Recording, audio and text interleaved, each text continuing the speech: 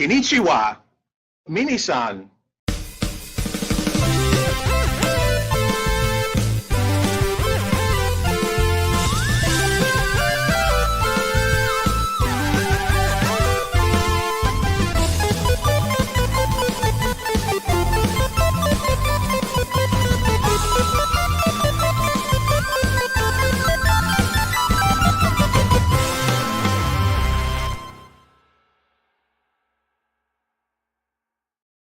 Hello and welcome to Famicast 284, your Famicast for the early part of January 2025.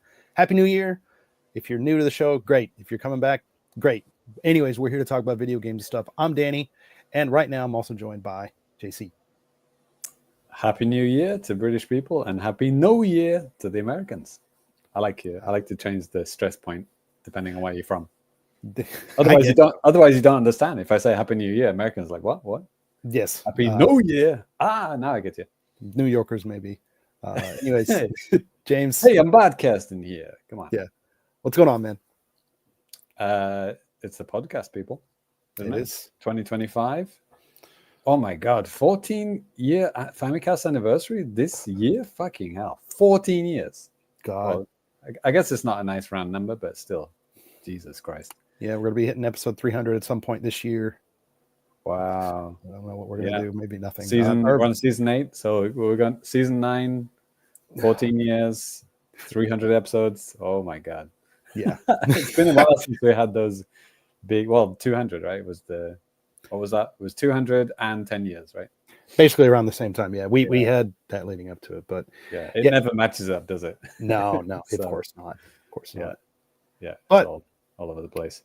We do got an exciting show for you guys today. I mean, there have been a lot of talk about Switch leaks and stuff like that, namely like replica or prototype units and stuff like that. We're going to touch on that briefly, but we want to kind of focus most of the show on new business or about stuff that we've been doing. But before that, we do want to do a little bit of wrap up for the Fammies 2024, and we're going to go ahead and do that right now.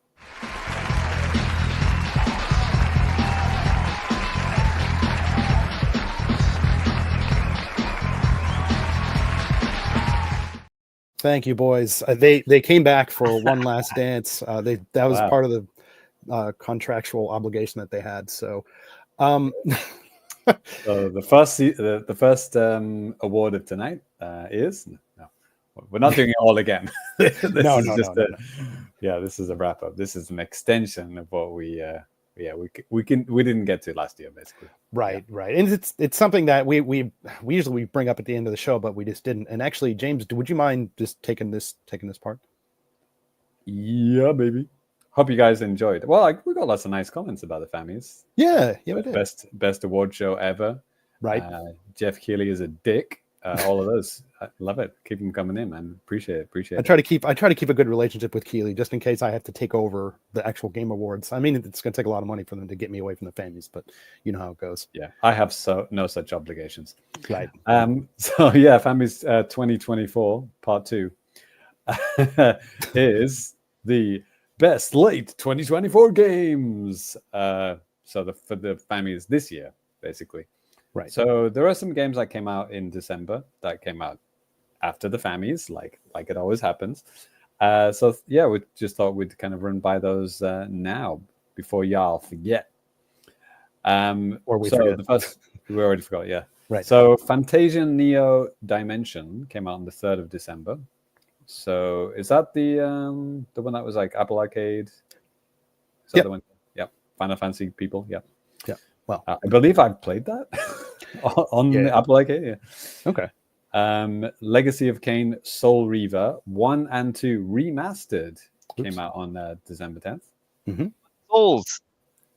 Hey. Ty's grieved. Ty's here too. Hello. What's good? Hello. Yeah. We're just going through our thing right now. Yeah, I have absolutely no. I do not care about Legacy of Kain whatsoever. Sure. Maybe, I think that's a PlayStation thing, right? Yeah, it was. Silicon Dreamcast. Knights. Yeah. Oh, Dreamcast too. Silicon Knights made that. I thought originally, right? Sure. Okay. Was it? I'm not sure. Maybe. Anyway, Mighty Morphin Power Rangers: Rita's Rewind came out on the same day, December 10th. I'm not even sure what that is. Is that like the Super Nintendo games, or Honestly, I'm not sure either. I know a lot of people were talking about it, so I figured. I no idea. Yep. Ty's googling it right now. I don't think it's a re-release, but it is based on like 90s Power Rangers. Okay. Yeah, there were a whole bunch, right? All of them were terrible, as far as I remember. Paul says it's like a Turtles like beat 'em up type of game from back then. Yeah. So, okay, gotcha. Yeah, makes sense. And then Anton Blast came out on December the 13th. Anton Blast is indie game. I was trying to get a review code for it and then actually do a review before the Fammies. That didn't happen. Yeah, look kind of a cool 2D, game, indie game. So anyways, whatever. Yeah. So yeah, those are the games that came out, around the Fammies or after the Fammies. But also, I think you guys listening, if you haven't already seen our website, Danny did a really fantastic article, like recapping the stats, not only for our website and our YouTube channel, but everything, all the awards that we did, everything. It's all on the site. So you should definitely check that out. Yeah, if you haven't already. I read it. It was really interesting. It's all those YouTube videos and stuff that. Well, I thought I'd watched all of the videos on the channel. There's some that I had to get on it and watch them. Right.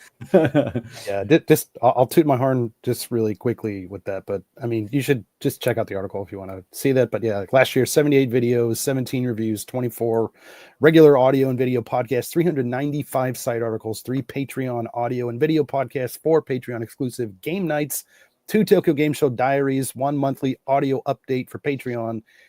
Over 940,000 views on YouTube, 36,000 hours of watch time, 1,800 plus subs. Then we hit 5K and 6K last year on YouTube. So it's amazing. Yeah. But anyways, do it. Yep. Cool. Yeah. Is that all for now, Danny? Are we going on to the next bit? Yep. Let's go on to the next bit. All right. And gather my thoughts here for a second. Yeah. Oh, yes. So today, like this morning, and also kind of like over the past week-ish, maybe even a little bit more. And also, this is the Chotto JAPANews.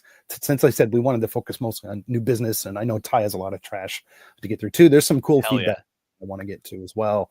But there have been some, not at this point, I don't even know if I'd say leaks. It's just companies have access to dummy units of Switch 2 or whatever Nintendo's next console is going to be called, and they've been sharing information all over the internet. One that kind of popped off today is accessory maker Genki, not to be confused with friend of the show Genki. Friend of the show Genki. I think he even tweeted out something like, "Hey, this is not me," because I saw something on one. I love the headlines. Genki leaks. Yeah, like one news article showed his tweet because he retweeted it or something, tweeted a couple of pictures, and people just, oh my god, he owns Genki.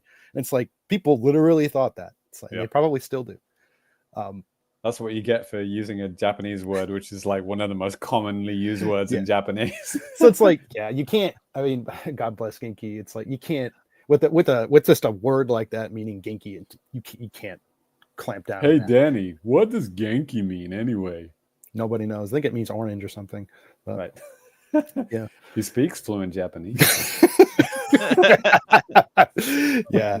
But anyway, so what has been kind of shown off during CES, right now, they have this, what they call a replica or prototype Switch 2 unit that has the magnetic Joy-Con and stuff like this. And they were showing this behind closed doors, but then they updated their websites. It's actually the website is actually labeled something like NS2 accessories.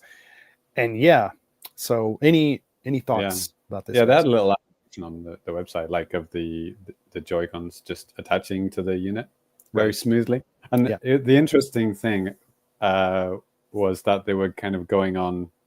Actually, Danny, you might need to put me in full screen there because you can't see my hands in that.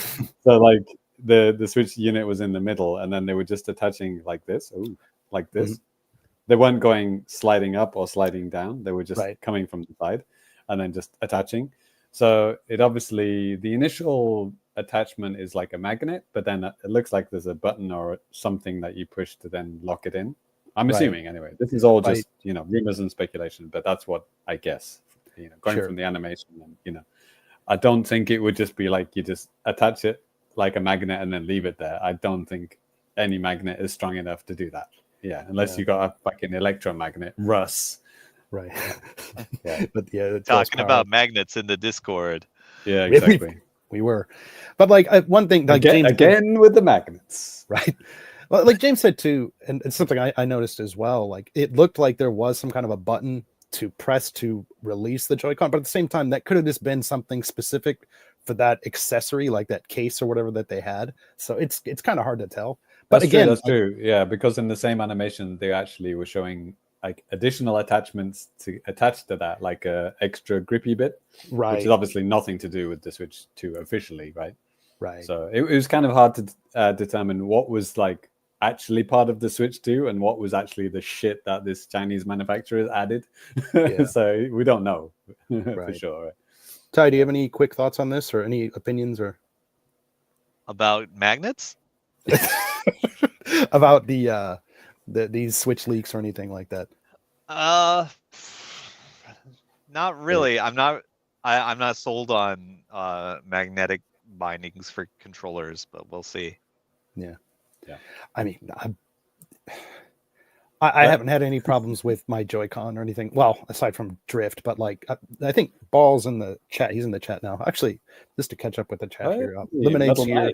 Metal Mike's in the chat as well. Ball's here. Yeah, Mike's here too. Welcome, guys.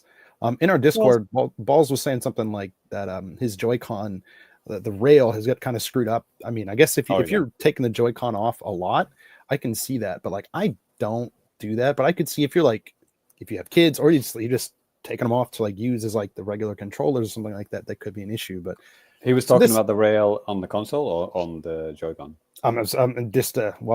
Good question.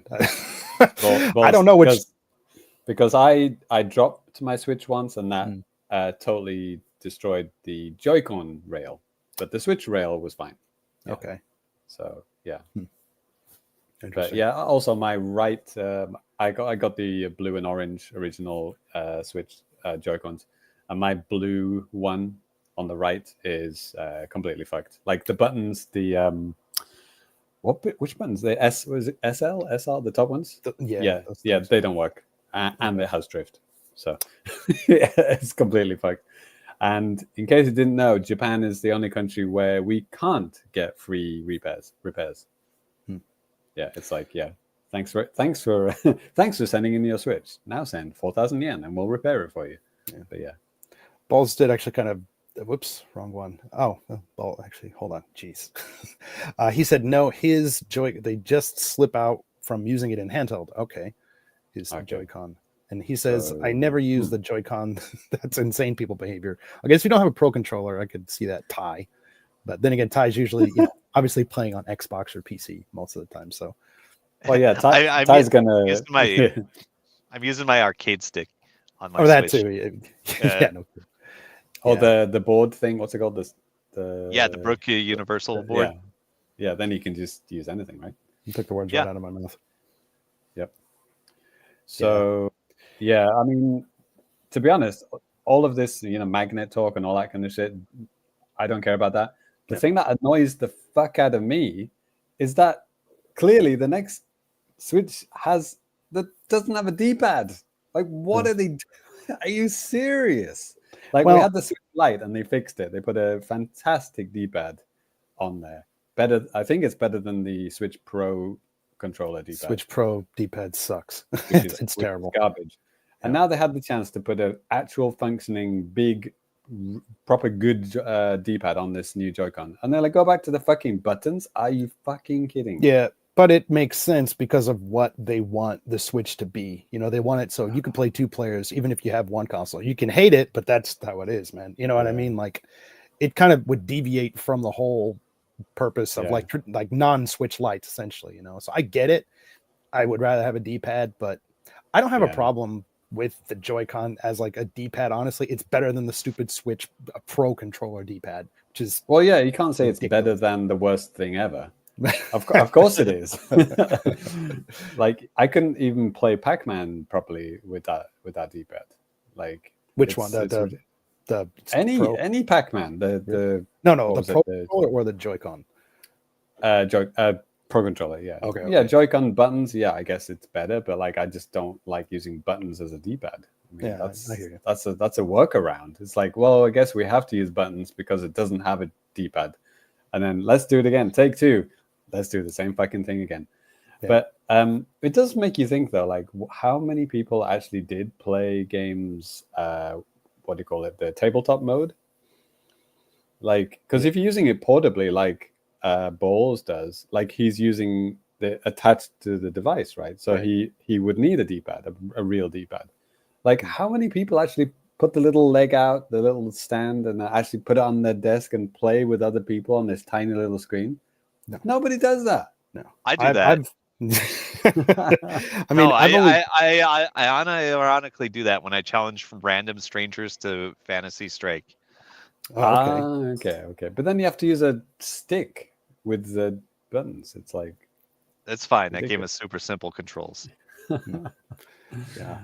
Okay. Anyway, I personally like I'm not too excited about any of this stuff because I'd rather just hear more about, you know, what type of power does this system have, what kind of games are going to be at launch, how are they going to look. That's all I really care about. Like, that's just the way it goes. I mean, there's nothing. Nintendo's not giving us anything. I've seen some theories online saying something like, well, maybe Nintendo's just waiting for the holiday return period to be over before then they'll announce a Switch 2, which is kind of, you think, oh, that's shitty, but is it? I mean, they got to protect their bottom line. They're a company. They don't care about you in the end. So it's a good point, though. Like, there are no leaks for the UI or the games or the software, anything, right? It's just, you know, some kind of 3D printed fake Switch 2 thing that they've just put on there. It's like, we don't know anything. So they're really going to have to up their game. When the Switch 2 does get officially revealed, they can't just show the console and say, this is the new console.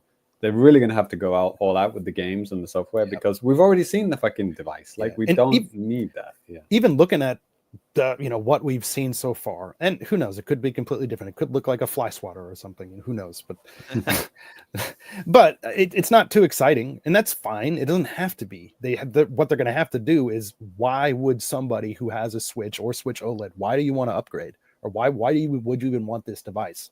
They need to do that, and exactly, the games are going to be how you're going to do that. Yeah, there's so many other, and like compared to 2017, you got Steam Deck, you got like other companies making like basically portable PCs. Nintendo's not going to be up to that level, but I mean, they can rely on their IP, you know, a strong back catalog of games and stuff like that. You know, I saw this crazy portable PC today. It was like, it was the size of a fucking like laptop, but they just like, it was huge. It was like, 4K gaming on the go. Yeah, good luck with that 20-minute battery, mate. It's fun though. 20 minutes of gaming, brilliant. Also, one other leak that came out. Well, we still don't know what this is, but there was some kind of IR thing between the SL and SR buttons, and then people went crazy with speculations like Game Explain and people like that said it could be like some kind of mouse thing where it's like you can actually just put it on the desk and use it as like a mouse thing. Why would they fucking do that? Yeah. And then there was some patent leaks. That's patents for those of you that speak regular English. Patents. So if there were some patents that were released that showed these kind of IR things on a head device. Okay. So kind of like another take on Labo kind of VR type thing, but kind of using that. Do you remember that when that guy reprogrammed the Switch? Sorry, not the Switch, the Wii pointer. Mm-hmm. And he did all those crazy things where like he had it on like a stand and he was doing all of these kind of touch things on the desk with his fingers, and it was all using the Wii pointer with the IR and stuff like that. Vaguely remember. Yeah, like it was telling me, and it worked. Like you could actually just like point and touch stuff, you know. It was kind of crazy. So if it's like an evolution of that might be interesting for like 3 games and then never ever get supported ever again. Yeah. Just keep it simple and show us the games. That's easy. So like if they're going to announce something today, it would be at 11 o'clock p.m. Japan time. That's usually what they do. I would not expect anything. Okay, it could happen at any moment, obviously, but I would say I think they're going to wait until after Donkey Kong's out, and we might hear about Alarmo getting a public, a public release date for that before we hear about Switch 2, which I would think would be kind of ironic. The next hardware. Yeah. So, anyways, just be prepared to be pissed off if you're monitoring like Nintendo's social media at the same exact time every day. So. Yeah, I mean, we were hoping that the Famicast would kick in and then it would get announced when we start the episode, but not yet. Maybe before the next episode. We don't know. Who knows? Can't promise anything. Yeah. All right. Well, like I said, I just wanted to keep it a little bit short with that. So let's go ahead and move on to a little bit of new business. And actually, James, would you mind kicking us off? Yeah, just my kind of Christmas games that I played. Christmas, New Year games. I didn't buy anything new. Mm-hmm. I was just playing on the Nintendo Switch online apps. So my favorite, well, we did talk a little bit about this on the Patreon exclusive episode. We did the Games That Made Us Christmas edition. We did, which was really fantastic. I re-listened to that with all the music that Danny added and everything. It was really cool. Awesome. So yeah, patrons. Well, obviously patrons have already listened to it, but if you're not a patron, $3, do it. So yeah, I talked about a little bit about Donkey Kong Country in that episode, and so I love playing Donkey Kong Country games at Christmas, because I think the snowy stages just make me feel very, get me in the spirit. So yeah, I just went through the whole trilogy. So, well, I didn't complete all 3 games, but like, I think I did one night Donkey Kong Country 1, and then get as far as I could in one night, and then same for Donkey Kong Country 2, and then Donkey Kong Country 3, and I think I got to like World 4 on DK1, and then like World 2 on DK2, and then I maybe just started the second world on DK3. I think I'm most familiar with the first 2, to be honest, but I do like the third one as well. And it was interesting, kind of starting them, from a fresh save on each game. I wasn't continuing a previous save, so like how the games start is really interesting. Like with the first one, like you literally just get put into you're on the world map, and then you're on the first stage. And then that's it. There's no explanation whatsoever. You can go back into the treehouse at the beginning, and it's like, oh, all my bananas are gone. That's the whole story. There's like a little bit of text at the bottom. Like I gotta say, I love that. It's so much better than doing like a 15-minute tutorial. To be fair, they include that in the instruction manuals. Like I was looking through like the Donkey Kong Land manual, and like literally they had more about that, like what the story was like in the manual. I think for games like that, especially side scrollers back in the day, that seems like it's more appropriate, because I think, like I said, people just wanted to get into it, especially if you're a little kid and you see a wall of text, like, what the hell is this shit? Let me play this game. So, but it is wonderful though, like the detail that they have in DK's treehouse, even in the first game, it's really amazing, and it does get your imagination going as a kid. Sure. Even now I can just appreciate how much effort they put into that. So in the meantime, I also saw this YouTube video of, I think it was called like 7 secrets you didn't know about Donkey Kong Country. And when I clicked in it, I was like, yeah, lol, yeah, right, mate, try me, as if there's anything about this game I don't know. And I did know the first 2 things he said, but then the other 5, I was like, holy shit, I didn't know that. Like, and there's I think Ty watched the same video as well. There were these shortcuts. I may have accidentally done some of them back in the day, but I'd totally forgotten. But like there were some shortcuts on some stages, which like were just like, whoa, like how would you ever know this?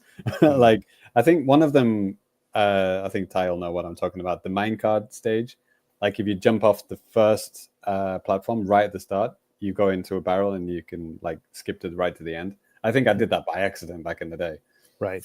I must have either, or I saw it somewhere in a magazine or something, because like that sounds familiar. But but then there were ones like in the treetops world. I think it's like the fourth world, like the forest stage, where there's like a barrel which you can't even see unless you bounce on like two enemies back to back and then jump off screen, and then there's a barrel there.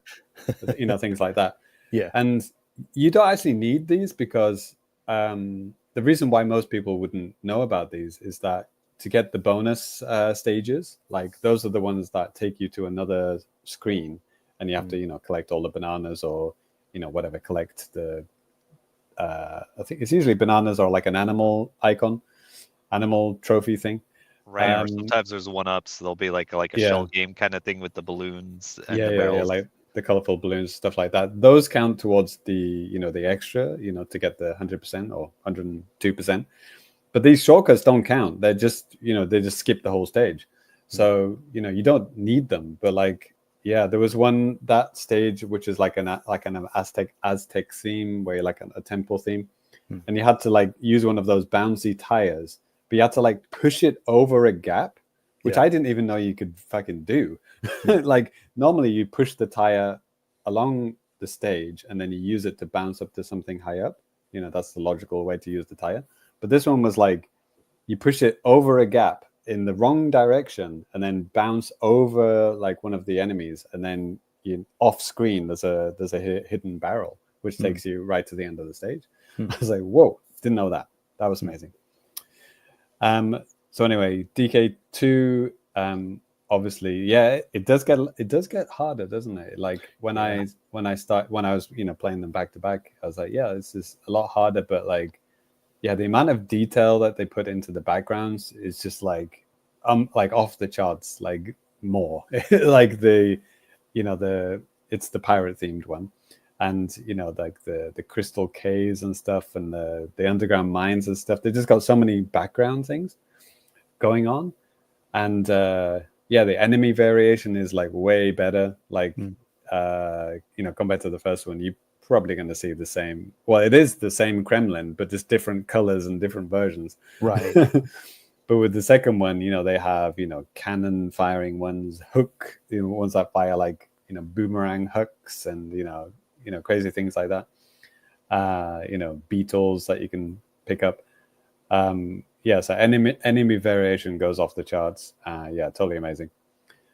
And then the third one is really interesting, because you start on the world map and then you go to, I think it's Wrinkly Kong is the Wrinkly Kong house, and she just kind of says, "Hey, what's up?" And then that's it. And then you go to Funky, and he's like, "Hey, Kongs, I've got a boat for you." It's like, "Okay, peace out." And these are the first two like quote unquote stages. And then there's like some little secrets you can find in the bay in that area as well before you even start. And then you cross the river, then you get to the first stage. And then a couple of stages in, you meet I forgot if you meet the bear. Oh no, you meet the bear first, actually. Yeah, the bear is in that house. Yeah. Okay. You meet one of the bears who's kind of like the start of the kind of like it's not really an RPG, but like, it's kind of like a fetch quest kind of thing. So you have to get one item to give to another bear, and then that bear gives you something that you give to another bear. So it's kind of introducing that right at the beginning. So you meet 3 NPCs before you even play the first stage. That was the interesting thing that I'd totally forgotten about the third one. Yeah, and finding secrets on the world map, all before you even started stage 1. It's kind of crazy. And they do a lot more with the 3D in like the depth of the stages. Like they really try and emphasize like the 3D-ness of it. I'd say even looking at this screenshot right now, if you're listening to the audio version, I'm sorry, I'll explain it to you, because you got both the Kongs on the bottom. They're in a tree, and it's like the tree is kind of like dead leaves or something. But in the background, you can see some pine trees, like kind of closer, and then they just get deeper and deeper and deeper. And then there's like a big freaking crazy spider at the top of the screen that's gonna probably come down and destroy you. That looks amazing, actually. Yeah, it's been so long since I played it. Yeah, and they have things like water currents on the Uh-huh. water stages, like push you back, and lots of. I didn't get to this over Christmas, but there are stages which have lightning and stuff like that as well. Breath of the So Wild. Tears of the Kingdom. yeah, so yeah, they really kind of up the kind of variety of the stage hazards and the backgrounds and everything. It's really visually it's really amazing. So I really like the third one. It's so different though. Like each game is like wildly different from the previous one. They really did try to change it up, Right. And of course you're playing as Kiddy Kong, Right. or the Japanese name, Danny. Dinky Kong. There you go. Nice. Bada boom. Yeah. Oh yeah, the animals. Yeah, the elephants in the third one. That's great. Yeah, and in the second one, obviously you get the spider and Squawks the parrot with the light and stuff like that. It's so cool. So many cool effects, like getting blinded by the Squawks the parrot's light lantern as it flashes you in the eyes. It's a cool effect. Yeah, and the music. Yeah, the music in the second one is probably my favorite. But yeah, Ditto. yeah, it's probably in terms of music, it's like probably 2, 1, 3. Sure. And they did just add kind of nice timing for my new business here, but like DKC music just got added to Nintendo app as well. Right. 3 for DKC 3. Yeah, DKC 3. So all 3 games are on there now. Yeah. Listen to it. So yeah, it was a nice festive Christmas time playing nostalgic Natsukashi games. Nice. Much to enjoy it. And I was playing with my authentic Super Nintendo pad as well. So it's nice. Good vibes. Yeah. Right then. Next. All right. Well, I'll go next. I had big plans to play a lot of retro stuff over the break, and that didn't happen at all. Which is great. Yeah, and just to catch up with the comments here a little bit too. Guess we'll just start here. Lemonade was. Sorry. Yeah, blah, blah, blah, blah, blah. Balls really liked the Christmas episode that we had of the games that made us for the patrons. Again, if you're listening to this, you're like, what the heck? Pay these guys money? It's like, yeah, if you want to, you can. We gave us $3. You have access to a big library of podcasts and stuff like that. And new ones that'll be coming up as well. Mike said that he would be pretty keen for some Xenoblade news coming out of a hopefully upcoming direct. And Lemonade's also a big fan of Donkey Kong Country 3. So nice. Right on. Mommy. Mommy. Yeah, exactly. So I was like right after, I think the day after I edited the Fammies, I got sick to start off like my winter vacation. So that was fun. And then after that, it was basically Christmas. And then it was just a kind of a combination of like going and doing stuff, drinking. The next day is hungover and just kind of doing that for multiple times in a row. And so like I didn't get to play too much stuff. Before I talk about games, I did get to go to Tokyo Dome just this past weekend. I watched Wrestle Dynasty. It's AEW and New Japan Pro Wrestling like event that kicked ass. Like I was really excited and just really happy to get to go to that. The only thing that really sucked about it, the dipshit sitting next to me fell asleep the whole time. I'm talking like a 5-hour show, and the guy was just sleeping next to me. Got his legs spread eagle, his backpack in between his legs. There was another guy on his left who had like the aisle seat. He is like, his legs were just like out into the aisle. And like, I was just sitting there. It's kind of like, you sit on a plane and you feel like so uncomfortable because you can't like move, for the first 3.5 hours, I was fine. Cause I was like really into it. And then like my legs were just feeling terrible. And Captain Dipshit was just sleeping the whole time. Like I couldn't believe it, man.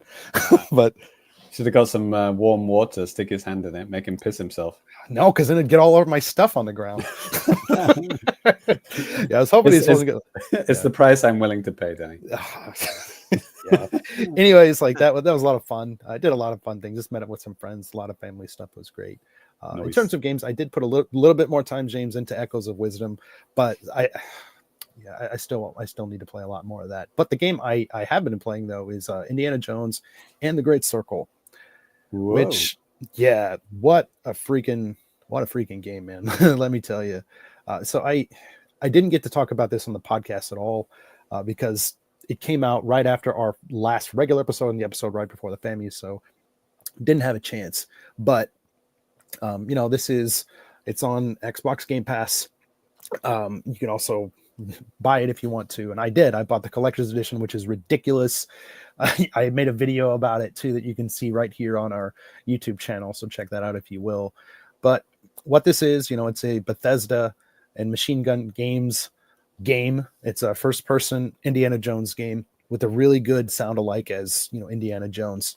Yeah, and Troy it's Baker, all about right? What's that? Troy Baker. Is that who it is? Okay. Yeah, it did a really good sounds like.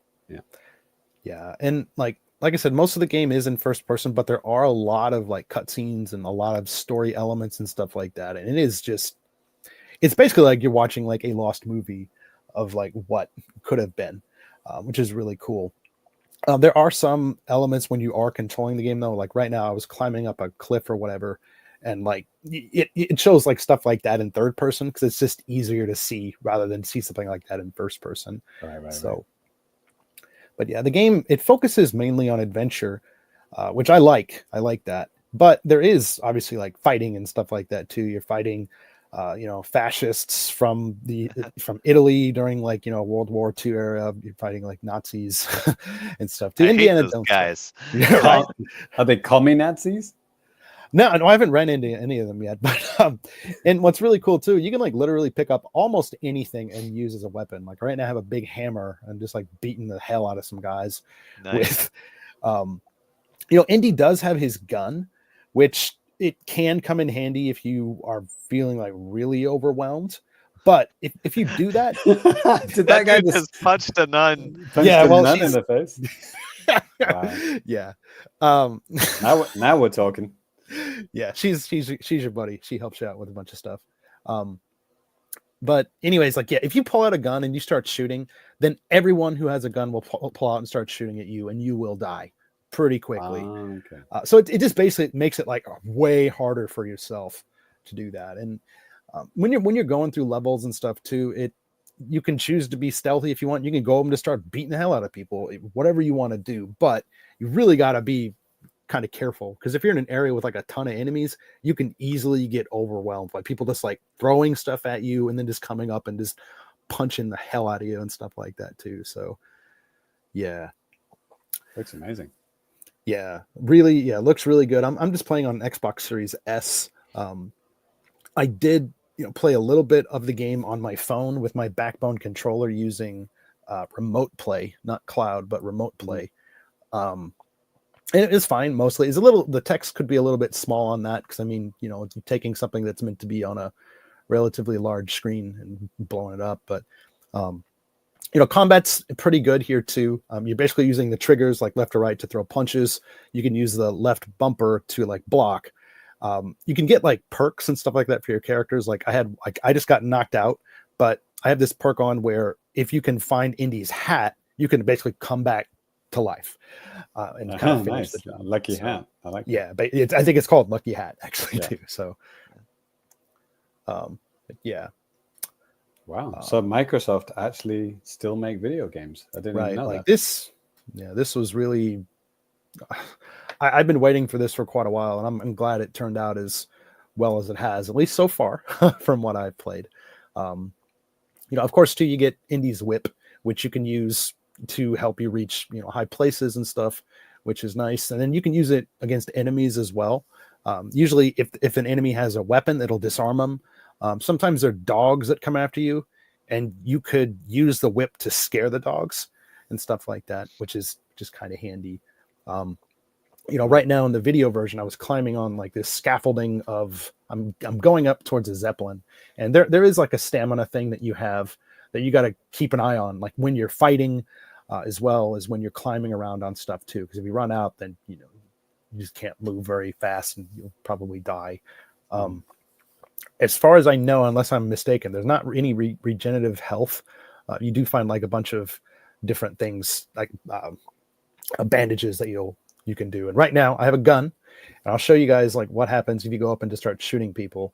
Like I get a pretty good line of sight on a soldier up here, and you can use a gun as a melee weapon if you want to as well. So, okay, come on, Danny. There we go. I line this guy up to shoot him right in the head, and he's fine somehow, which is kind of Didn't you shoot annoying. him in the helmet? Maybe, but I Yeah, looked then I like ran it out of shot him right in the neck. yeah. So I mean, usually people don't get up after that, but All right, and now 500 people just started shooting at you. yeah. Right. Then I find my lucky hat. They don't. You'll see that they don't notice that I got back up. So just go punch him, like, cool, I'm good, and then nope, I'm dead. So yeah, there's. I mean, it's funny like that. Like I said, I did have like a successful gun story before because I was in like a dark room and I saw there was like 5 guys, and I had Indy has a revolver as well, but you have very limited ammo on your guns, so it's kind of like it's trying to like prevent you from trying to rely on it too much, I think, which is, because that would just be too easy. But like at this one point, I was just getting sick of it. I was like, I want to get to like point A, and there are like 3 or 4 guys here, so I just like shot him, boom. It's pretty early in the game though, so I mean, I think it was kind of like maybe intentionally easy. So, and also that kind of makes it more like the movies as well. Yeah, because Indy doesn't go around shooting thousands of people, right? Yeah, not that I remember at least. Yeah. So, except for that one guy with the swords, right? Right, exactly. Well, he had it coming. Yeah, but yeah, so I'm having fun with this. I think I hit about 11 hours today with the game, so it's fun. I just got to Egypt. I just left the Vatican, which is where most of the gameplay was happening in the video version and stuff. But yeah, really fun game. If you have Game Pass, you can check it out. It's coming to PlayStation 5 this year at some point, and who knows, maybe it'll come to Switch too. But why not? Yeah. Anyways, yeah, that's gonna do it for my new business. So let's go ahead and move on to Ty. Oh boy, here we go. So many video games. Right. So Final Fantasy Pixel Remaster is the whole collection were on sale. So I did buy the whole set, and I played through Final Fantasy 1. Oh, okay. Yeah. Is that we a did talk bundle? about it in the Discord. Type? Yeah, there was a bundle for them.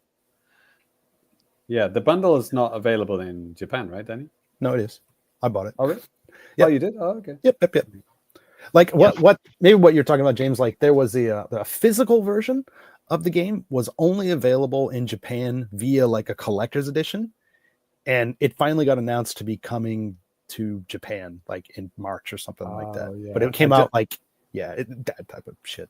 For some reason, I thought you could only buy them individually, and they were more expensive No, individually as well. In Japan. Thankfully not. I mean, it is an expensive bundle if you buy it like at regular retail. Like in Japanese yen, it's like over 10,000 yen. I think even in USD, it's quite pricey.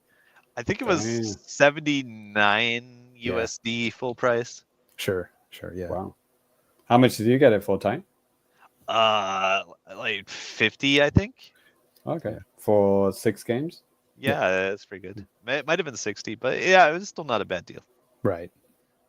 Nice. Yeah. Yep. So I've only played one of them so far, Final Fantasy 1. I went through it, got all the achievements.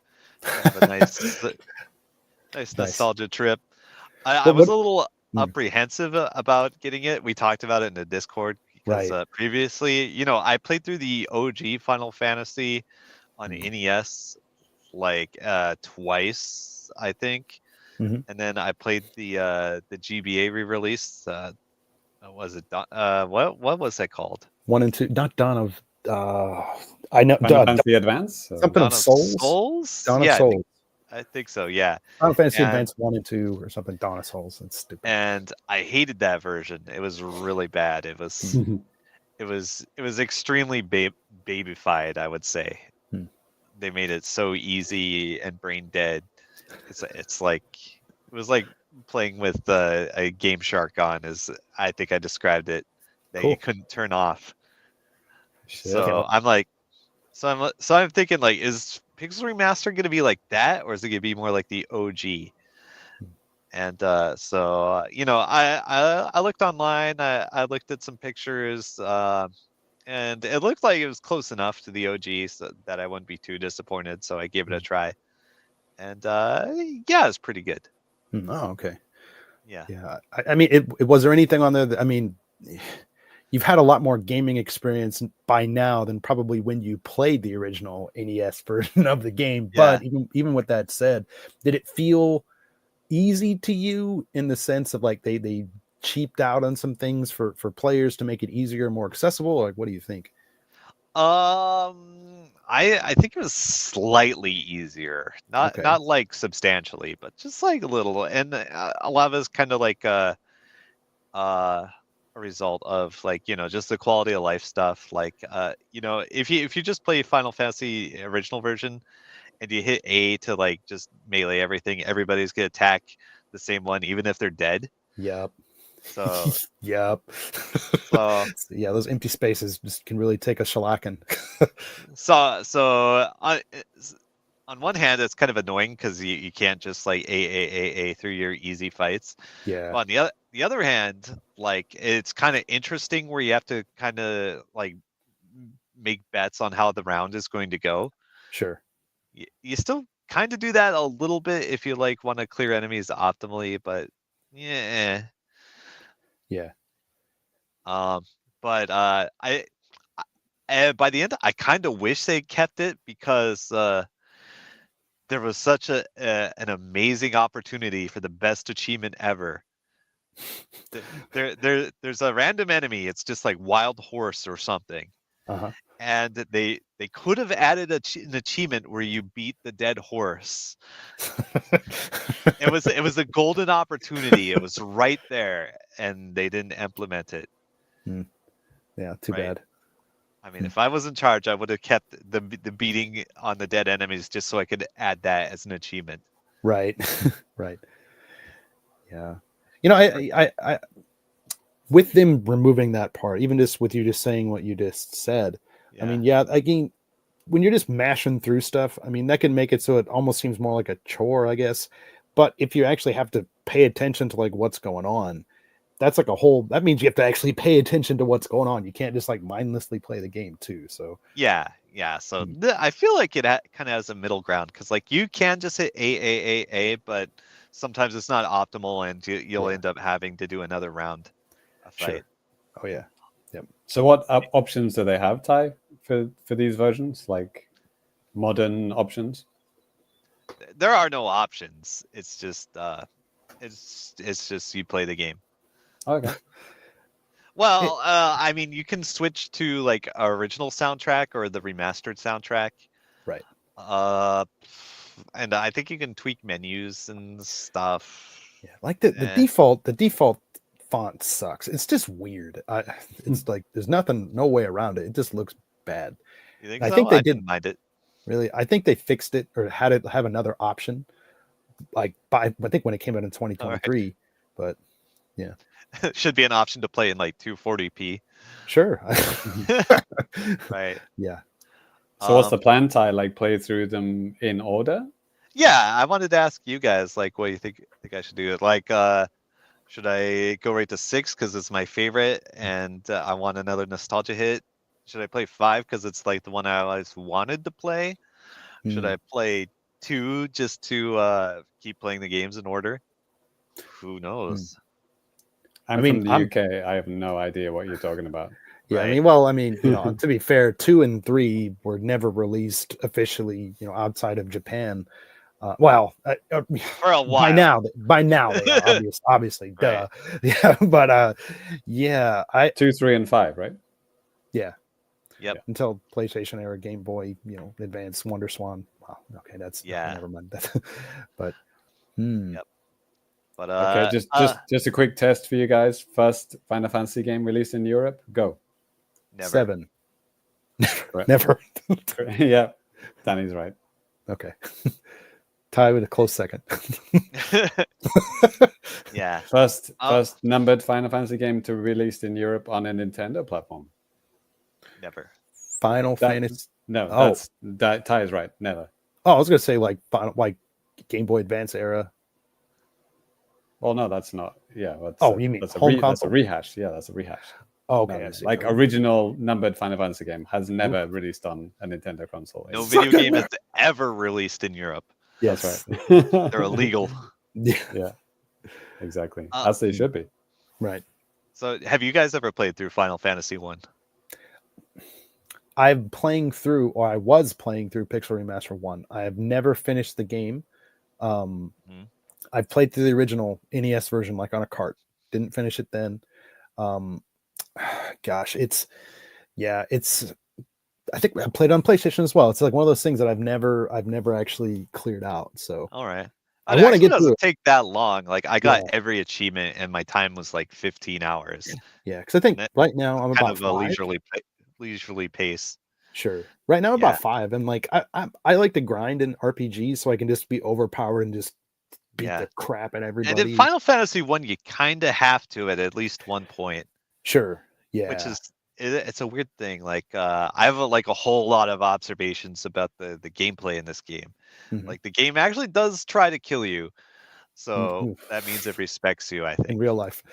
Yes, and the status effects in this game can be really really deadly. They can really fuck you up.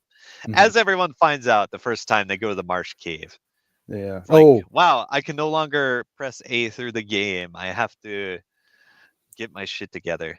I think I just cleared that, or I'm just dying there now. And it's been a while since I booted up the game, but yeah. Yeah, that's actually probably the hardest part of the game. Really? Shit. Okay. Is that before or after some like prince or something? There's like a prince? Yeah. You go to the elf town, and there's Yeah. a sleeping prince there, and you Yeah. have to go to the Marsh Cave to get the crown, so you can take it to the thing and get the other thing and get the thing and get the other thing. I'm in the process of doing that. That's I think. kind of the entire thing of the game. It's like Okay. fetch quest A to B to C to D. Sure. And I Yeah. mean, yeah, But even oh, go ahead. Sorry. the Marsh Cave is what stops every casual, Mhm. right? You have to just hang around and grind. You have to walk in circles around the elf town until you like kill enough giants to get all the gear you need and buy 99 potions. That sounds like fun to me. Yes, and in the NES days, you had to tediously buy the potions one at a time. God. And they would ask you, "Are you sure on every one?" So it would take 1, 2, 3 or 4 like presses of A to buy one potion. Oh boy. So if you were buying 99 potions, it would take you a while.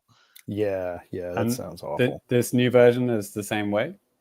No, it lets you just like move the cursor or move the number and say like 99. Yeah. Oh, so they do have modern options then. That's what I'm trying to say. Yeah. Yeah, I mean, widescreen support. I mean, it might even be up to 4K. I don't know if they went that far. Yeah.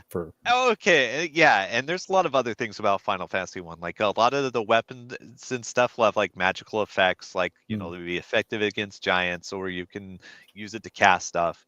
And the thing is, in the original NES version, half of those were bugged and did not work. So this is fixed all the bugs. Cool. Yeah. I would imagine they probably would have, attempted to at least fix them for, PlayStation, Game Boy Advance, and stuff like that, huh? Yeah, I mean, Game Boy Advance. Yeah, I don't know if they ever changed anything in whatever other re-releases, but I imagine they did. Yeah, actually, I was looking at some facts and stuff just for some, obscure data and stuff, because, I was going for all the achievements, and that means opening every treasure chest in the game, which is not too bad. There's only like 70 or something. Okay.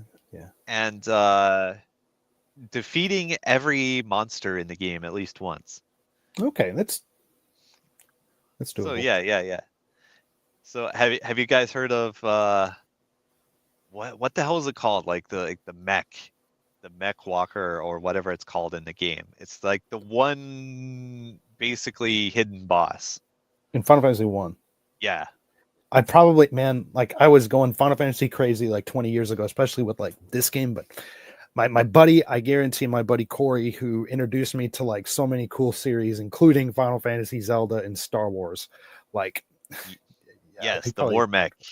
Thank you. Hi, yes, OGs know about the War Mech. So the War Mech is arguably harder than the actual final boss of the game. Wow. Depending on the RNG and whatever. So to find the War Mech, it's in the the Sky Palace or whatever it's called, the Tiamat's dungeon basically, Okay. and it's only in like probably only in a specific part of it, and it's like a very low chance to encounter. Oh. So if you want to find this secret boss, you just have to go to the right place and like walk around. And I think the odds vary by version. It's like 1 in 100. I think in remaster it's only like 1 in 32 or something. Okay. So not too Okay. bad, but you probably won't find it unless you're looking for it. Sure. And it will delete your party if you're not ready. Okay. Yeah. So I was also before I got into it, I was wondering like what is the best composition of characters in the game? What are the good characters? What are the good classes? Because I had it in my mind from my previous experience that casters are kind of trash. Okay. So I actually ran the party I was most curious to stress test. Like Which I was is? looking at like speed runs and shit, and like speed runs would do like 2 warriors, 2 black mages, beat the game in 2 hours, and I'm like, okay, that's probably the strongest. That's good. That's got a cool party. Yeah. Yeah. Metal. Yeah, very very metal. Yeah. So I ran warrior, black belt, white mage, and black mage. Okay. Okay. Okay, and those are totally different from like my previous playthroughs. Like first time I beat the game, it was like with 3 melee classes and a red mage. Nice. And I think my second playthrough was like straight like 2 warriors, and I don't remember what else. So anyway, here are my findings. Okay, warrior is cracked. You should always have a warrior, and he should always be in the first slot. That's all. You should probably get a second warrior. Let's be real; they're pretty good. Like black belt is really good and can do higher damage than a warrior, but he's also way more fragile. Okay. And yeah, like he was like the character in my party that died the most. Okay. Yep. Black mage is pretty cracked. Like you know, as you know, like he can just like delete like entire screens of enemies with a cast. Yeah, sure. Yeah. And but he's also really good on bosses because haste and temper, I'm not sure what it's called in every version, but like basically the buffs you can cast on your melee classes are pretty bananas in this fucking game. So you actually want to do that instead of just going right to your like damage spells against a boss. Okay. Yeah, and I was like deleting like in-game bosses in like a couple turns. Pretty good. And the white mage, the thing with white mage is white mages are trash except for the 2 hardest fights in the game. They're really good. Okay.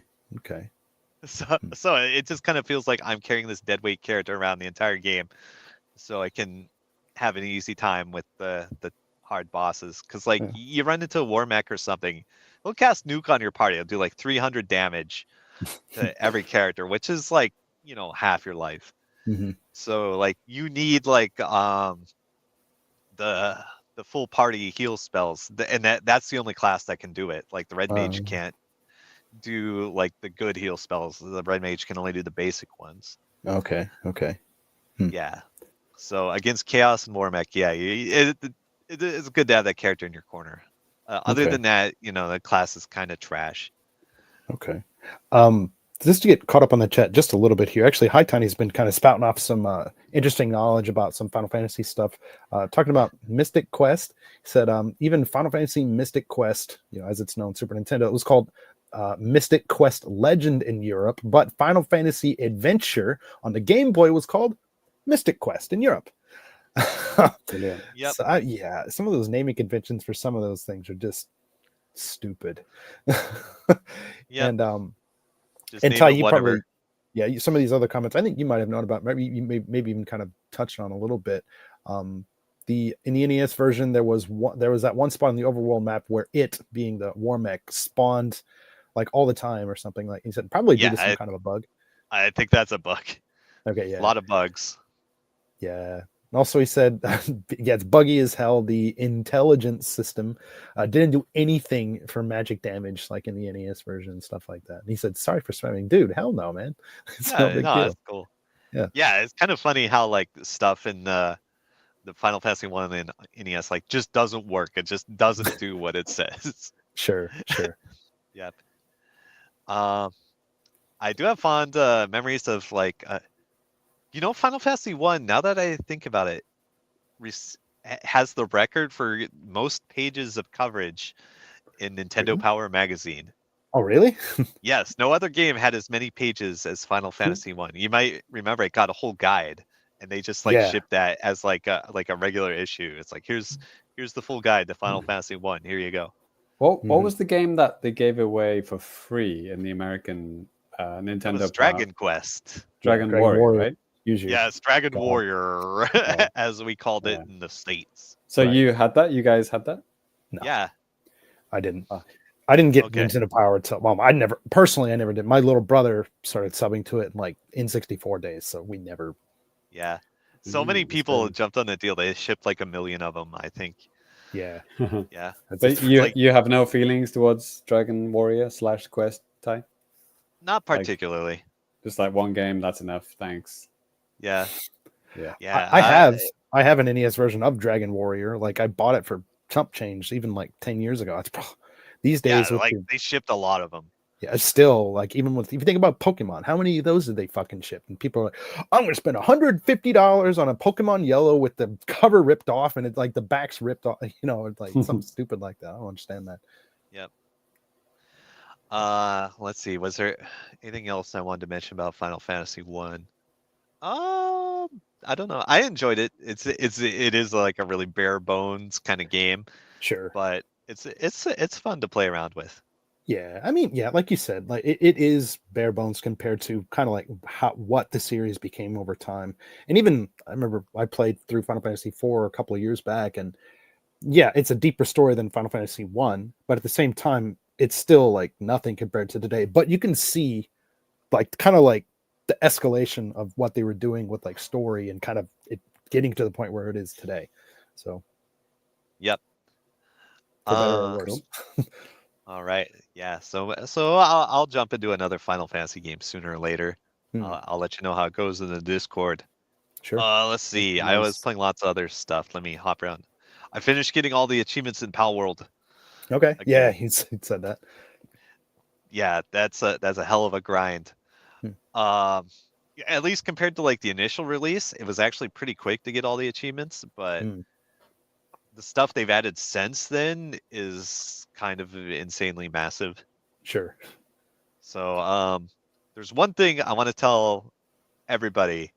It's super important that you know. If you play Palworld to the current in-game content, there's no easy way to farm electric organs. However, there is a vendor in the little village that will sell you as many as you want. You should know this because you need like 800 of them to do all the stuff you want to do. Yeah, you don't want to go for the electric harpsichords. You want to go for the electric organs. That was awful. Thank you. Just in case there's any confusion out there. All right. So I'm just gonna do some quick points on all these other games I've been playing. Project Zomboid Build 42 Unstable is out and it's fun. It's cool. A lot of stuff doesn't work because it's an unstable like release you have to opt into on Steam.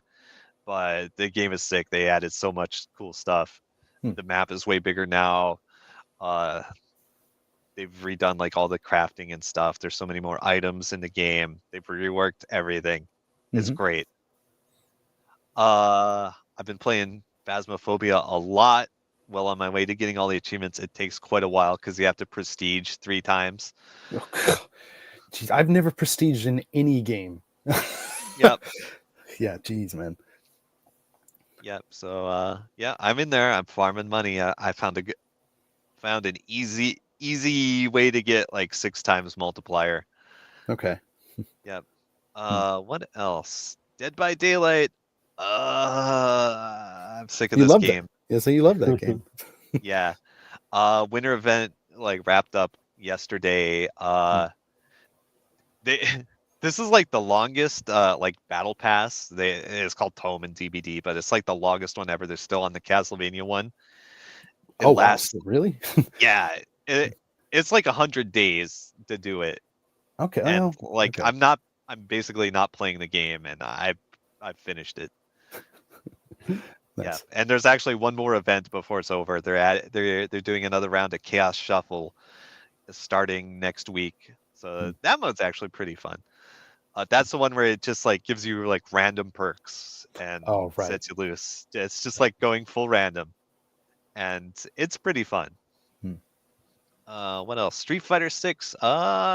Just playing a lot. There's not a lot of new content, but Mai comes out like late this month or next month. Hmm. So that's fun. Hmm. Yes. James, Not for good boys or girls. you look like you were No, gonna say something. No, I just waiting for the Nikkei update because Ty's going through every single one of his games that he plays every single day. Yes. It must be Nikkei. Yes. I right? finished collecting all the Nikkeis. I have all of them. There it is. Yeah. There it is. Okay. Yep. You I did have it. them all. If you're playing the Thai drinking game at home, Yep. you're check already that off. dead. You're You're blackout already drunk dead. or dead or both. They're already dead. Yep. There was something I wanted to say about it, but I just lost my train of thought. Oh yeah, I actually spent money on the game. I spent really? about 150 yen. Okay. For shame. Yes, I'm a true whale now. Yeah. For the record, 150 yen is like $1. Yeah, out there, just in case. I've spent $1 in this game over the course of 2 years. More like Shame. 70 cents, Danny, but thanks for playing. Yeah. Yes. Yeah. Probably getting there. Yeah. Alrighty. Lemonade says that maybe Ty should try Infinity Nikki. You should add that to the roster. Okay. Whatever that is. It's nonchalant. Okay, sure. All right. It's pretty cool though. I like the new character. They're expanding the story. The story in this game is crazy, by the way. Right. I remember you saying Yep. that. Okay, so that's most of the stuff I've been playing. Okay. And just before we close out new business, one little more thing from High Tawny. He says another favorite about Final Fantasy 1 and NES for him is there's a spell that's supposed to decrease the enemy's evasion set by 20%, but instead it increases it by 20%. I remember that. Holy, is that intentional or was it just a bug? No, nothing in that game fucking works right. Wow, it's surprising that they let that guy make another game after that, but okay. Well, I mean, programmed by Nasir, the guy is actually a super genius. It's just like the conditions they were making that game under were kind of crazy. Yeah. Like, and also, he doesn't know the difference between plus and minus. So that's another thing. No. Okay, so the main programmer, he's actually Iranian, I think. Oh, okay. Yeah. In Japan? Wow. Yeah. Oh yeah, and the thing is, he had like a visa issue, so he couldn't stay in Japan. So they actually sent the entire team to work in the U.S. And by entire team, I think it was like 3 people.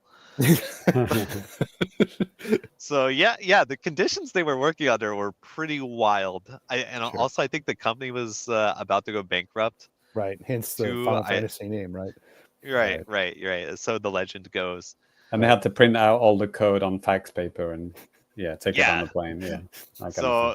So maybe under the conditions they did a great job. Sure. They just they didn't have the capacity to test everything, I guess. Yeah, 3 guys. Jesus, it's us. Whatever. We'll fix it in 20 years. It's fine. Yeah. Alrighty. All right. Cool. Well, that is going to do it for some new business. James, do you gotta get heading out, man? Oh, we doing new business or right? New business is done.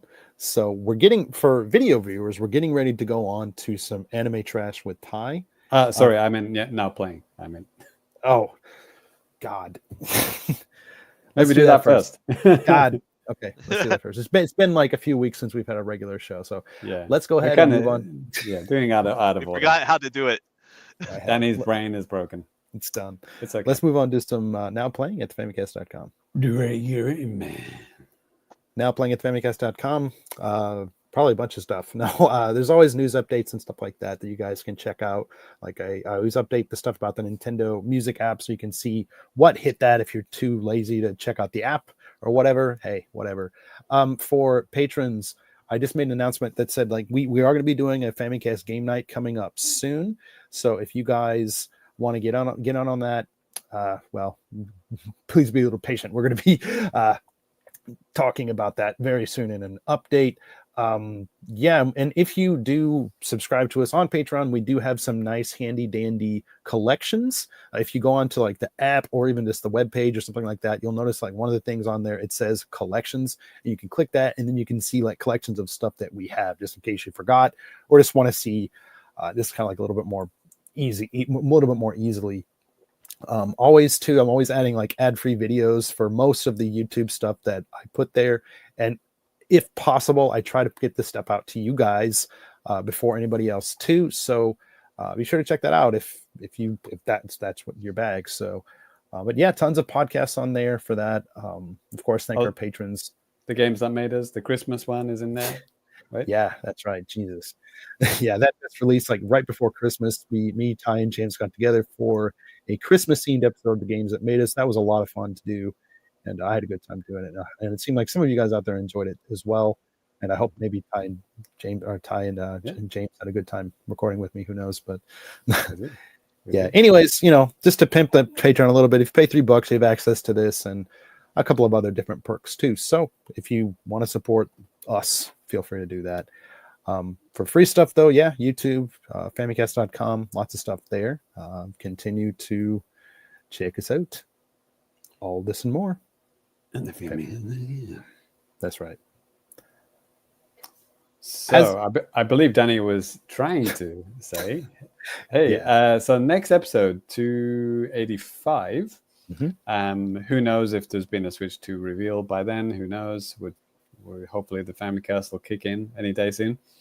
But in that episode, hopefully we are going to do a quiz, which I am currently in the process of making, and it's a early Famicast quiz. So that's what I mean is early episodes of the new show, episodes 101, 101 from then until the end of the first year, which I think was like episode 116.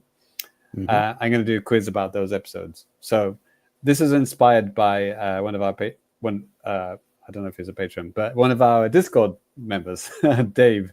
He was talking about listening to old episodes, and then also in the last episode of RFN, one of the listeners did this quiz about all of the things that John Lindemann had said, and just those two things. I was like, oh yeah, we could do something like that on the Famicast. So yeah, we're going to do that next episode, and you guys watching can join. Obviously, Danny and Ty are going to be playing. So yeah, your homework is to listen to those early episodes. You only got like 183 to go. So, well, just the first 16 episodes, yeah. Or those two. I mean, that's what I mean. Okay. Yeah, I'm not going to do a quiz about every single Famicast episode because that's what did Ty say at 1 hour 16:37 an episode? That's question one, Danny. Don't say the answer to that one. Sorry. Yeah. Didn't memorize the script. Skill issue. Right. Exactly. Yes, and so as we transition, I'm actually going to have to head out now. So I'm going to leave the show over to Danny and Ty for the anime trash goodness and a little bit of feedback. Yep. But thanks for watching, and I'll see you guys on the next episode. Don't turn off the show. I'm going, but these guys are staying. I think everybody's coming back now that you're going. So right. Right then, guys. Have a good show. I'll see you on 285 for the quiz. Alrighty, take it easy, James. Peace. And if you're watching the video version right now, we're going to move on to some anime trash. If you're listening to the audio version, we're going to go ahead and move on to some feedback from you guys. Ty, Wow. anime Yes, trash, dude. It has been a hot minute, man. Like a month ish. No, not quite. Well, actually, yeah, about a month. Yep. Since we So opened- we have a lot of catching up to do. I have like 7 or 8 boxes here. Oh, it's a lot less than I thought. I got like 700 or 800 boxes here, but okay. All right. So let's just jump right into it. I actually pre-opened all these, Oh, okay. so we can get through this pretty quick. Okay. So first up, actually most of these are from Capcom. They're like the comfiest site these days. Mhm. Yep. And they give me free plays every day, so hell yeah. Let's see. Oh, there's a whole shipping invoice in here. All right. I think we have a lot of horny figures in here, so let's get cracking. Merry Christmas. Yep. Merry Christmas, Mom. Don't come in.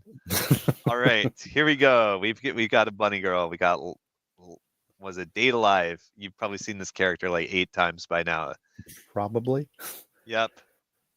She's on her knees. She got bunny girl ears. Mom, we've talked about this. Right. Yes.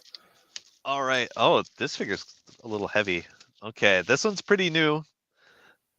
This is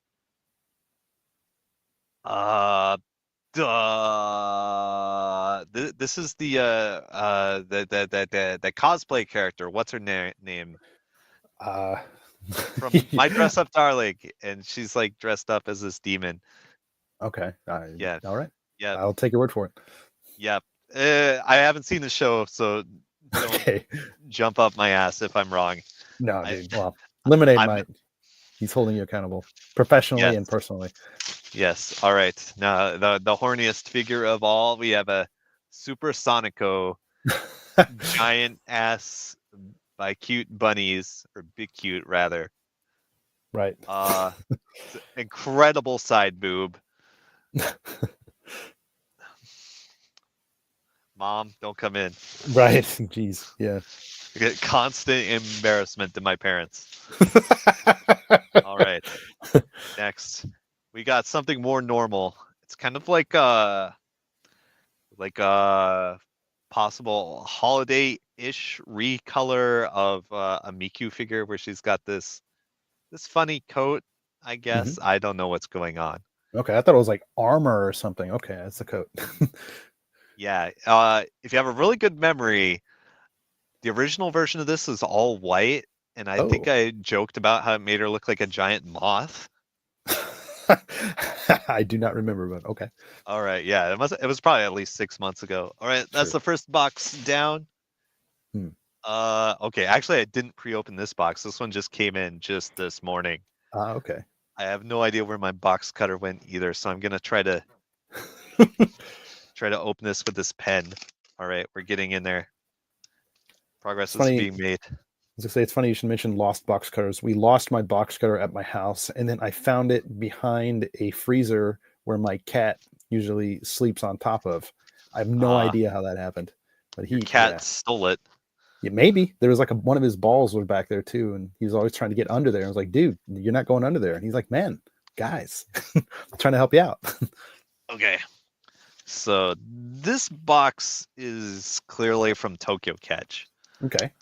Yeah. Tokyo Catch is kind of a nice site. Like after you give them like $20 or so, they just give you a free ticket every day for life. Okay. Yeah. Lemonade also does say, he says, hey, that was a good first box.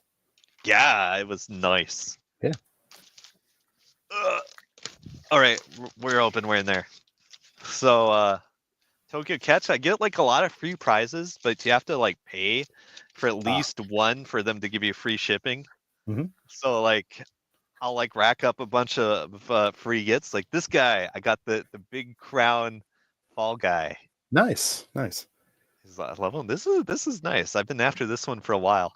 Yeah, it's a good one. Yeah. Cool. All right, and just in time for Christmas, I got the big Christmas Hatsune Miku blanket. Okay. You Not know, a body yeah. blanket. Yeah, you might remember. I have some other ones. They have a new one every year. Okay, okay. Miku themed Like, ones, like new ones every year from of Miku. yeah, there's a new Christmas Miku every year. There's a figure and a blanket. Okay. Yeah, I think I did get the figure too. Hmm. All right. What else? Oh yeah, here's the same character we saw earlier. It was Wow. Marin Kitagawa in the like kind of her demon get up, Sure. and except this is like an entirely different pose. Uh-huh. So same character, different poses. Hmm. Yep. And yes, this is the one I actually paid for. I put in $5, and I got the Card Captor Sakura drink tumbler. Oh, nice. Hell yeah! I've been looking forward to this one. Cool. So yeah, I have the official Card Captor Sakura drink tumbler, Cool. so I can get all my other stuff free. There it is. This is sick. Yeah, dishes, shelving, blankets, and you have Right. boxes. I mean, you have everything. What else do you need? Yeah. Friends with your figures, or friends if no one else is around. So, boom. Hell yeah. Okay, all right. Here we go. Next box. This one's from Capcom. Yep.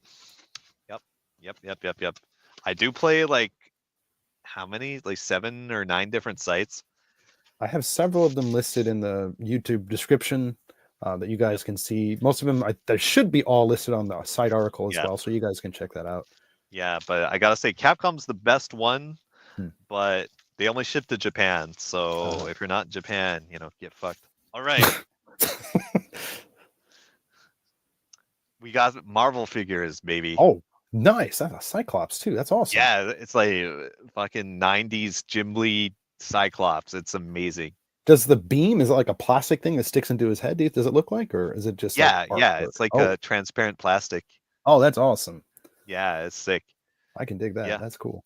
Yep. As a 90s kid, I think this kicks ass. Yeah, I mean, I Oh, wasn't even like a huge fan of like X-Men, but I always thought that was just like a cool character and like a cool thing that you can do. It's just like, yeah. I mean, yeah, I never had Plus, anything against the X-Men.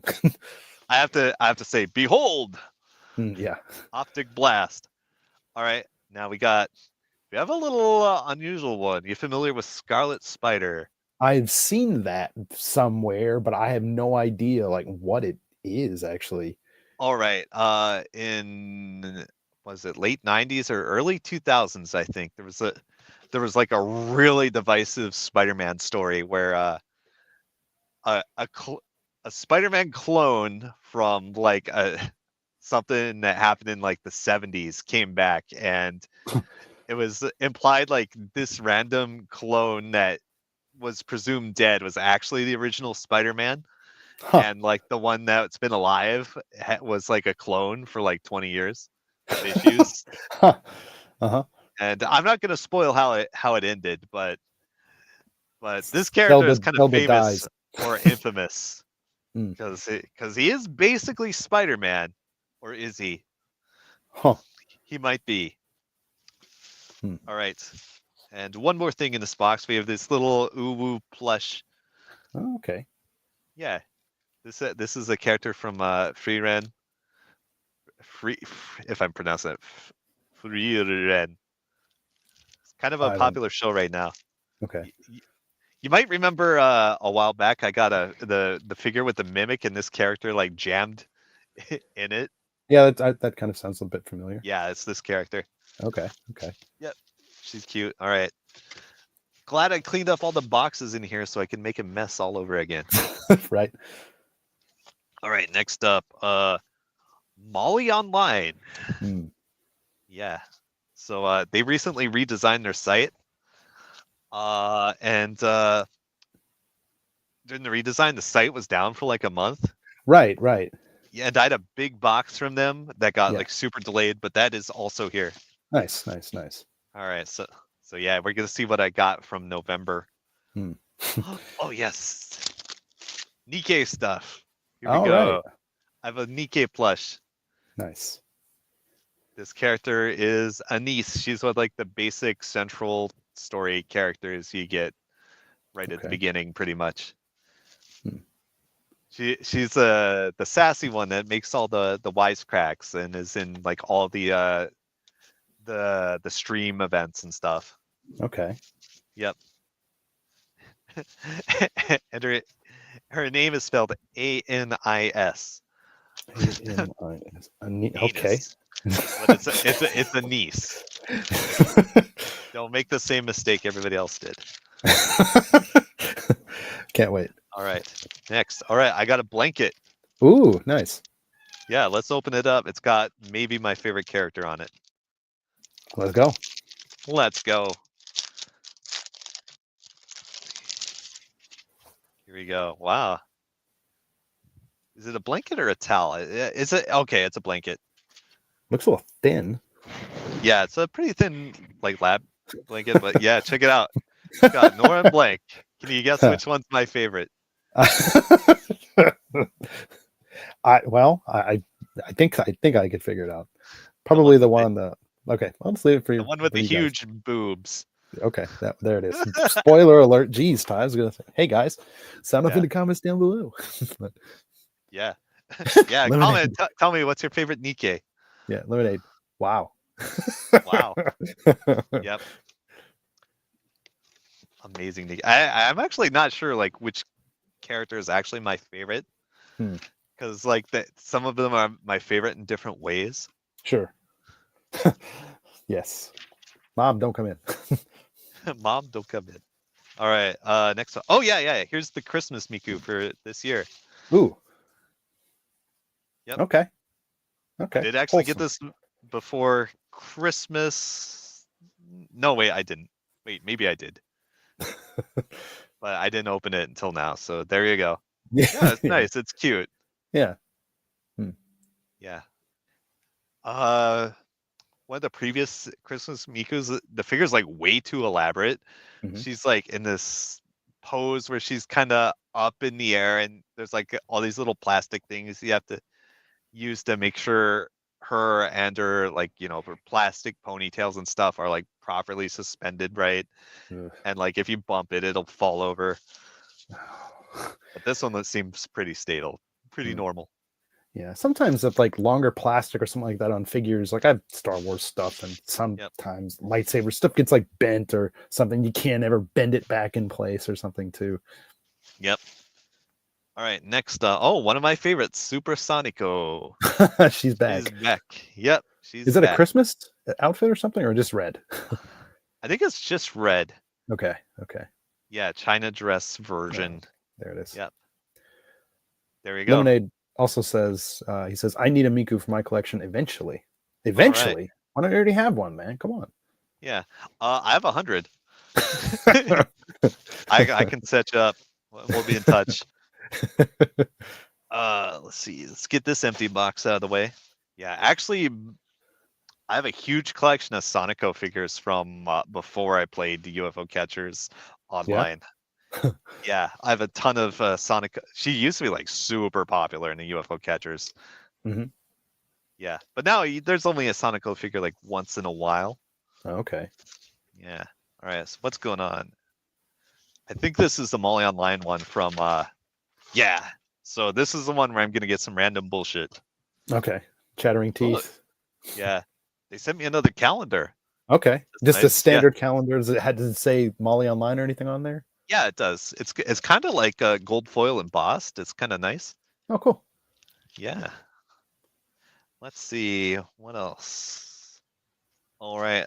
I got a Pokemon weed cat. What's his name? Nyaha? Not that kind of weed. If you're that's Japan, for crying out loud. Yeah.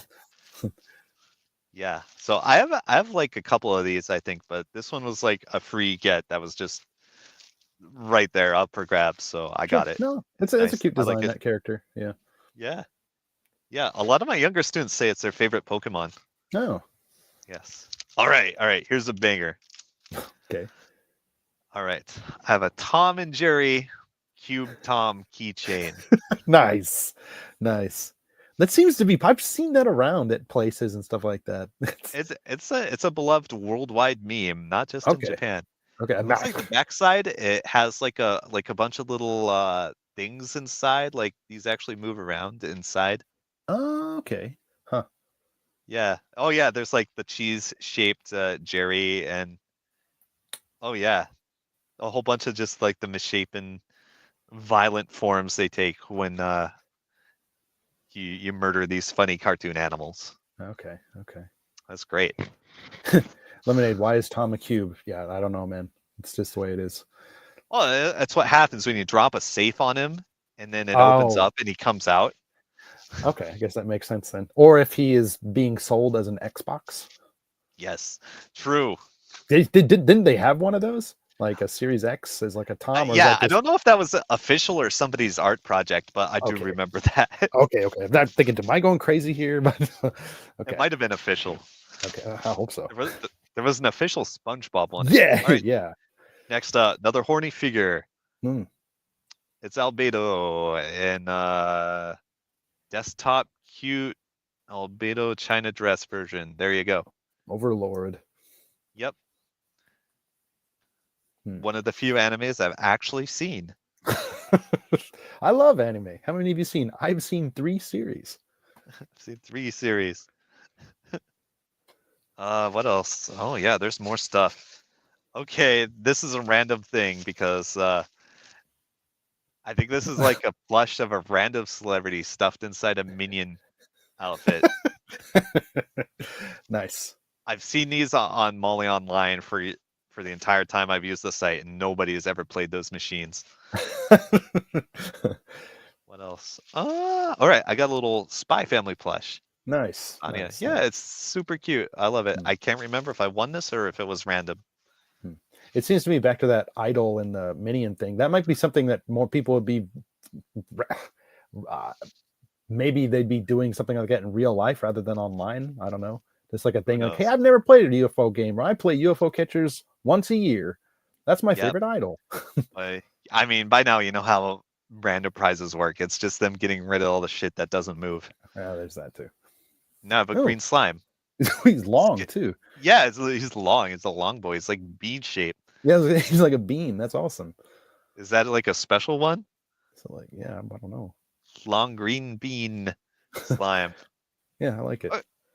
Yeah, green's my favorite color, so I went for it. All That's why you like Xbox.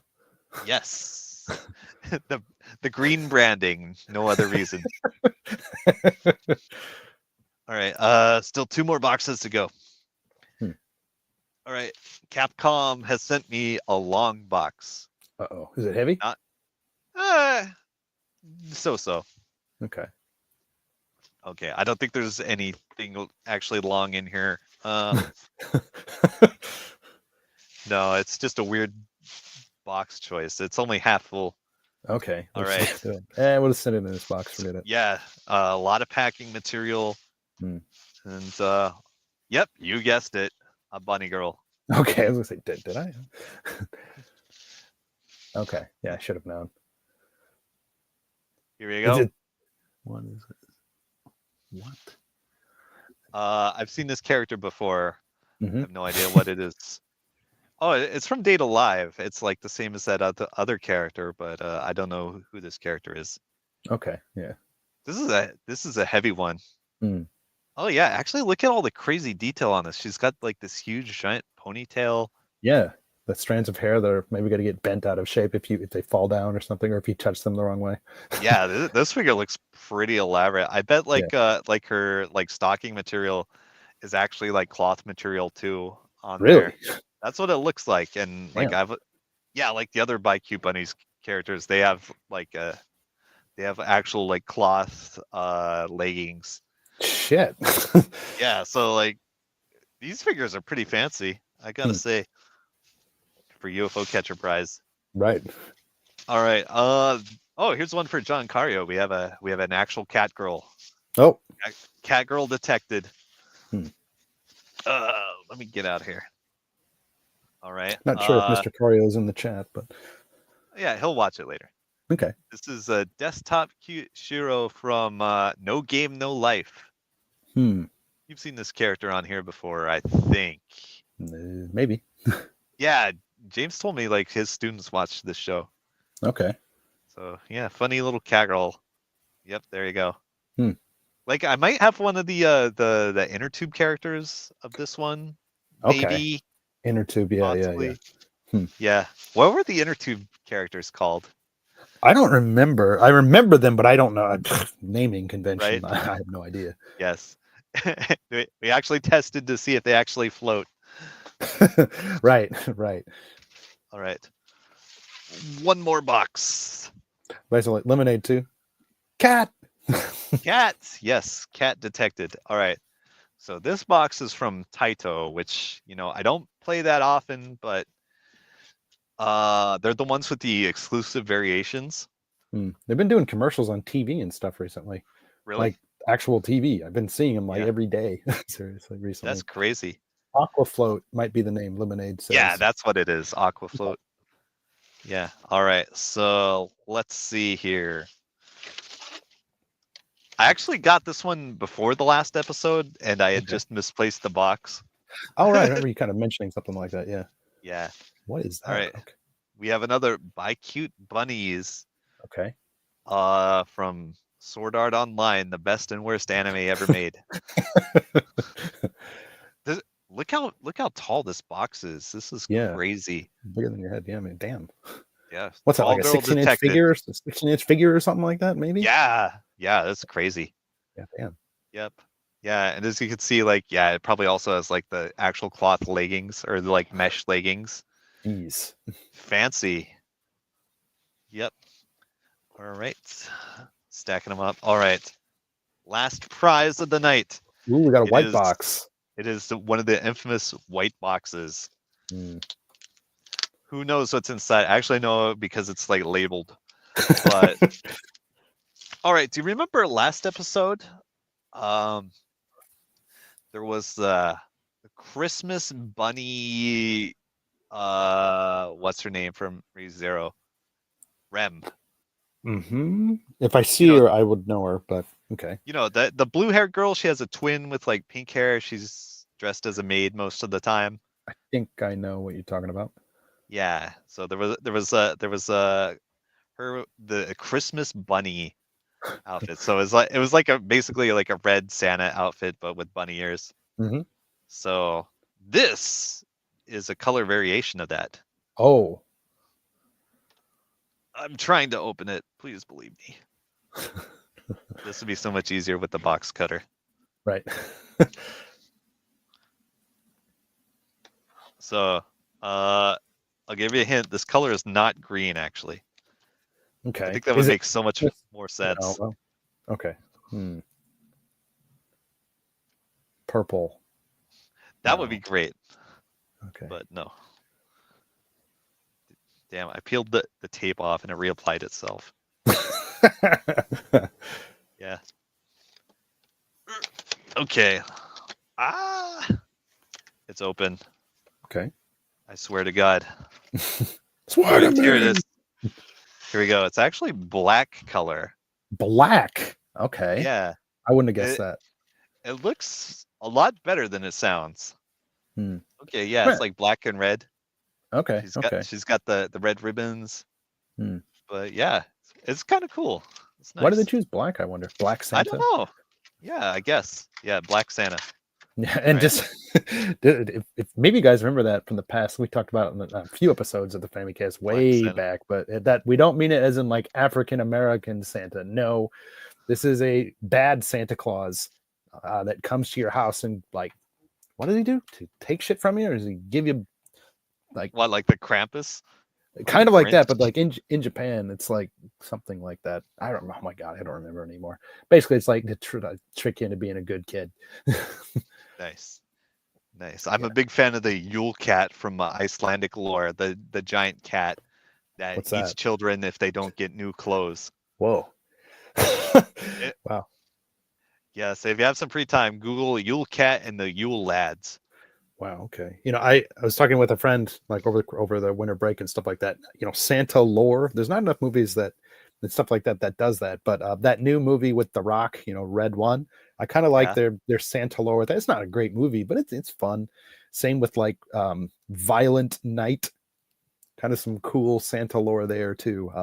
If you guys are, and that movie is wild. Violent Night. That's all. That was awesome, actually. But Sick. All yeah, right, anyway. so that'll wrap up anime trash. Okie dokie. Well, before we close out the show, we're going to move on to a little bit of feedback from you guys. And if you guys want to have a comment or question or something like that read out on the show, you can. Obviously, if you're watching live, we can, get your live comments and check them out there. But if you're not, you can always hit us up a couple of different ways. You can hit us up via email, thefamicast@gmail.com. You can hit us up on social media, on Twitter, or you can hit us up on Bluesky, or you can sign up on YouTube comments, and you can get your stuff read out like these guys. So, a couple of comments this time from YouTube, actually.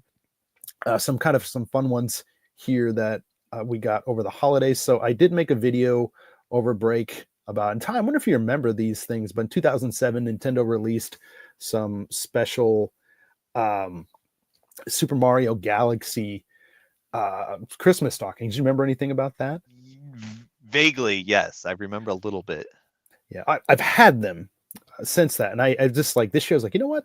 I'm just gonna make a video of them because why not? Like, it's gonna be easy to find information about this. Just find some old GameStop, PR email, PR website postings and stuff like that. No, there were none. So trying to find out some actual official information about this was a little annoying, but I think I found it. And anyways, I made a video of it, and we got a nice comment here from Nicholas. And he said, wow, I had no idea these existed. He just did at the time, he said, just did a quick eBay search, and they're actually not too bad in terms of price, maybe even on par with their release price due to inflation. Glad I found you guys had a YouTube channel, subscribes, and happy new Switch 2 year. Thanks for that, Nicholas. Hell yeah. And next one, great username here, Leet Kitty Cat Face on YouTube, talking it's a comment on my Animal Crossing N64 retro review. Fun fact: the United States Postal Service used to do banking until 1967.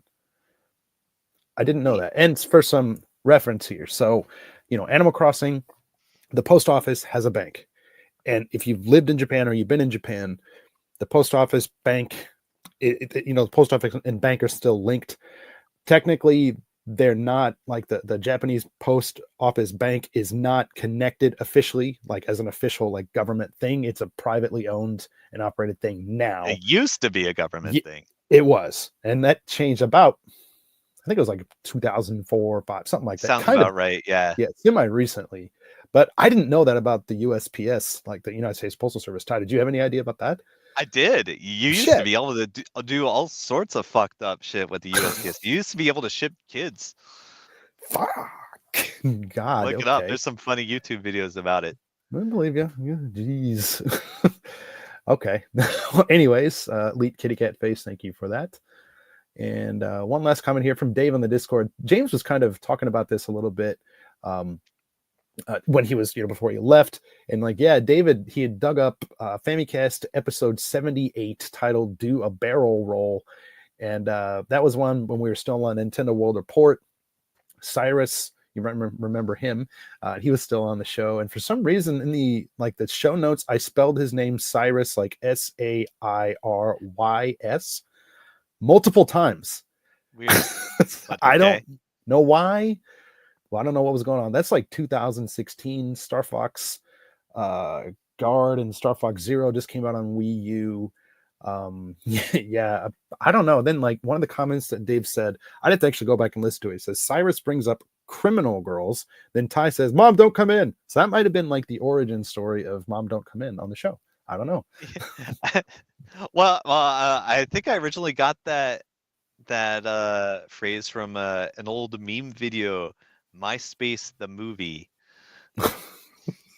Okay, I don't know about that. It sounds great though. It's very much a gem of early 2000s internet culture. Mm-hmm. Yes. Okay. Imagine some kind of emo teenager in the bathroom trying to take selfies at the weirdest possible angles for their MySpace, and then Mom comes in. Yeah. Perfect.